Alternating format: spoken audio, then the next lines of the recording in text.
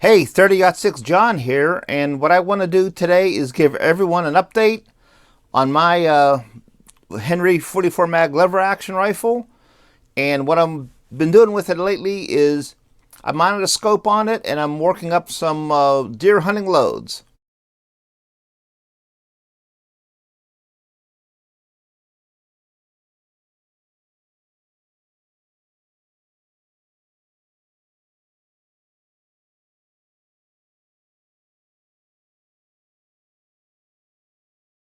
The biggest problem I had in mounting a scope on this Henry was finding the right mount.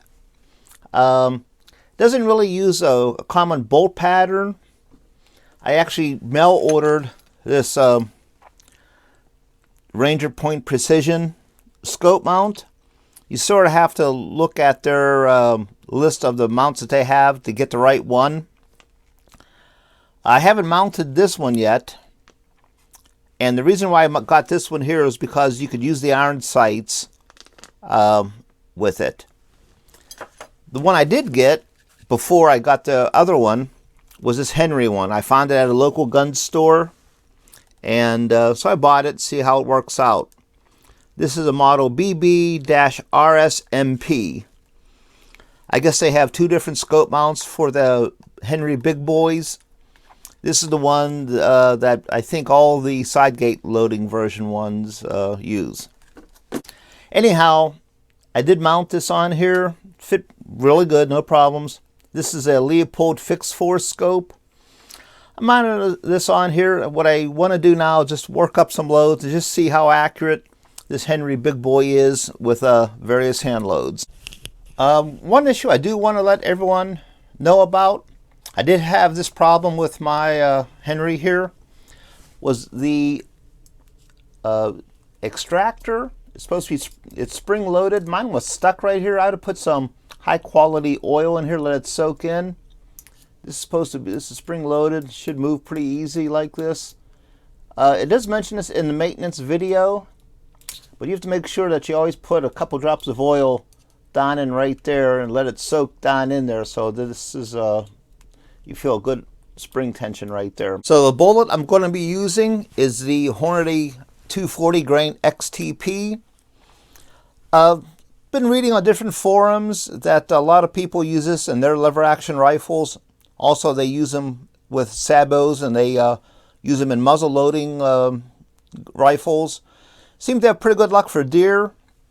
For brass, I'm using Starline. This is a once or twice fired brass that I bought a while back. I just save it for special loads. For primers, I'm using Winchester primers.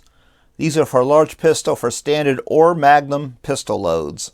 For powder, I'm using H110 Winchester 296. As everyone knows or should know, both of these powders are exactly the same.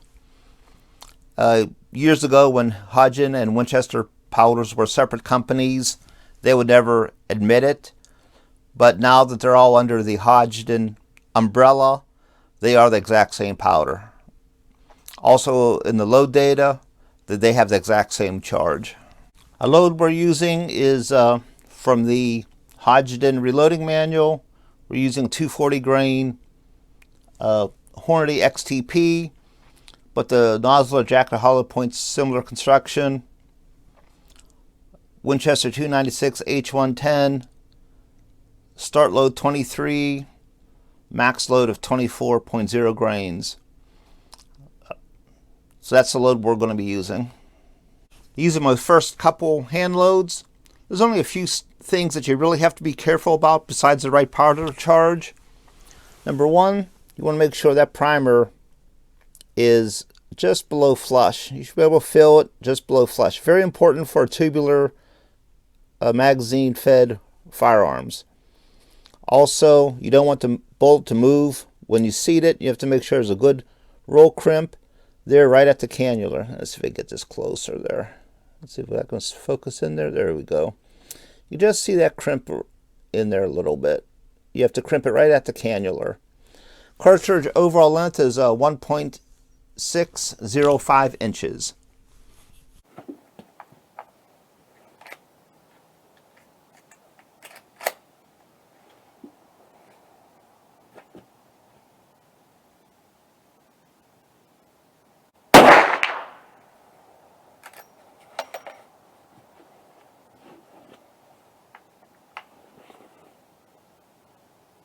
All right, let's review the targets.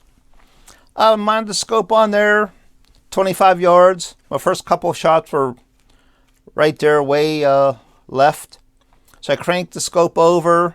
My next couple of shots, right there in the center of the target, and that's fine.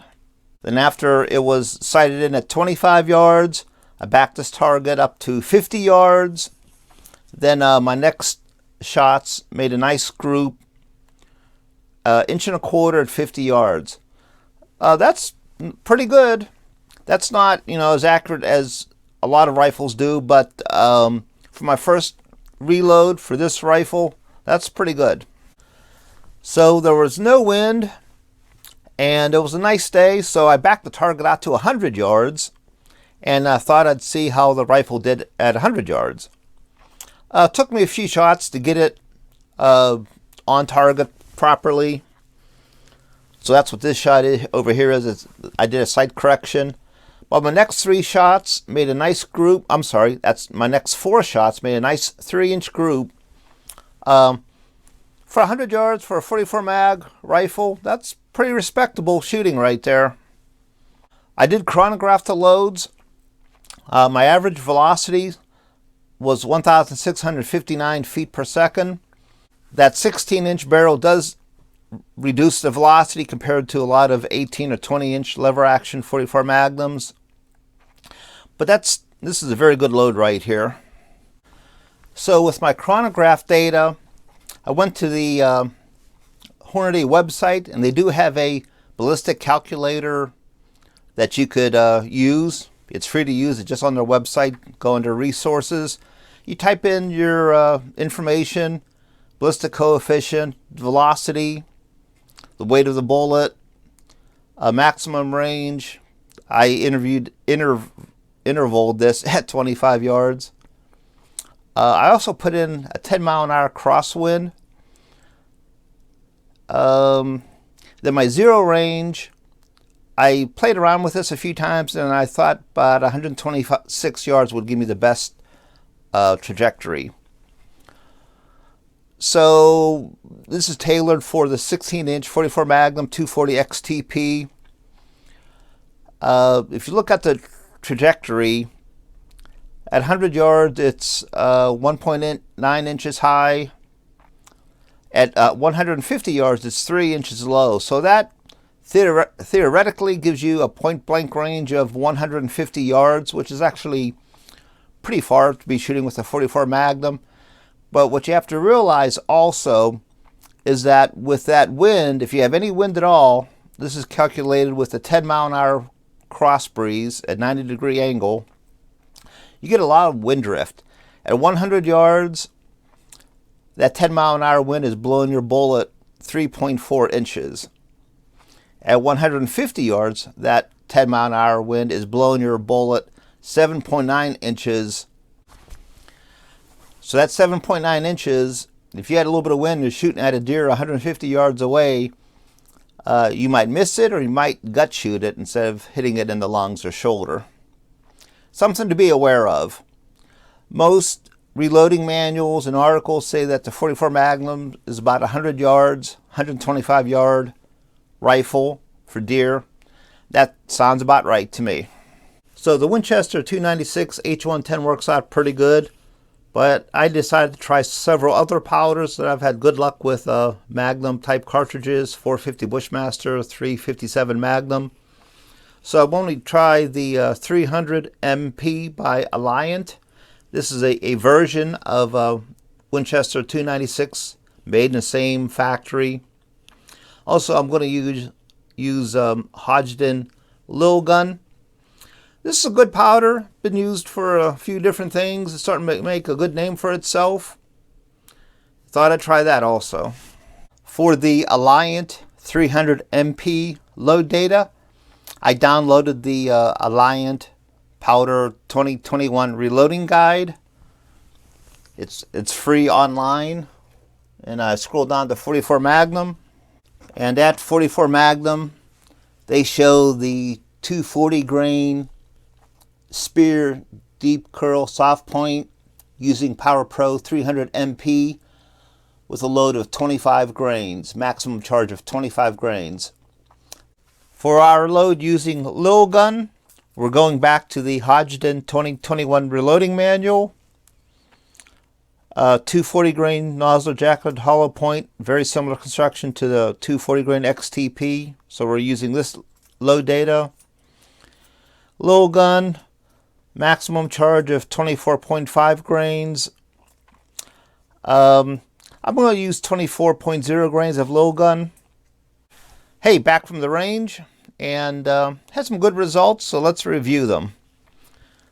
I only shot at 50 yards today because there was some wind, and I didn't want the wind to affect my group size, so I just shot at 50 yards.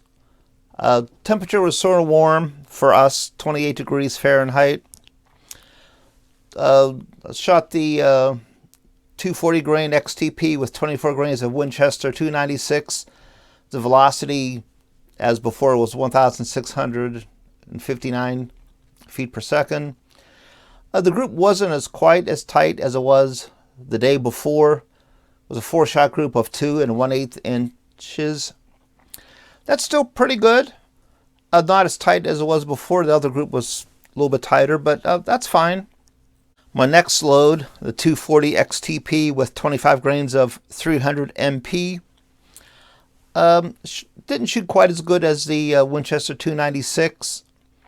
4-shot group of 2 3/4 inches. That's okay. You know, of course, it seems like I'm getting this one flyer out here that keeps making the group larger. The velocity was very similar to the 296. It was 1,654 feet per second. So that's actually not a bad load. I think the 296 load is a little bit more accurate though. Next load with Lil'gun was sort of surprising. Let me move the camera over here, zoom in on this a little bit. Once again, 240 grain XTP, 24 grains of Lil'gun. The average velocity was very high, 1,794 feet per second. It was very consistent also. When I was shooting it, the group size wasn't bad. These 4 shots, once again, I had a flyer out here. Not sure where these flyers are coming from.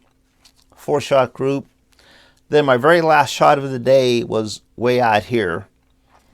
That expanded the whole group to 4.5 inches. Wasn't for that, the group would have been 2 1/4 inches. I'm not sure what happened. Maybe my barrel's getting warm. Didn't feel very warm or warm at all, but that can affect accuracy. But I think using Lil'gun, it's worth experimenting with.